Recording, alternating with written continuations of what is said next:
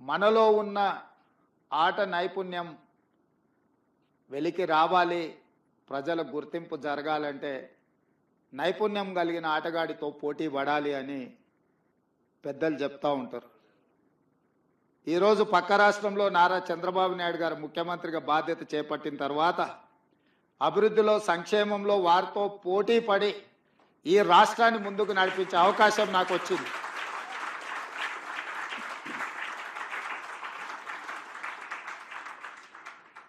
గతంలో 12 గంటలు పనిచేస్తే సరిపోతుంది, అంతకు మించి అవసరం లేదు అనుకునేవాడిని. కానీ ఇప్పుడు వారు 18 గంటలు పనిచేస్తే నేను 12 గంటలతో సరిపెడితే కుదరదు. కాబట్టి మా అధికారులకు, మా సహచరులకు మనం కూడా 18 గంటలు పని చేయాల్సిందే. అభివృద్ధి విషయంలో, సంక్షేమం విషయంలో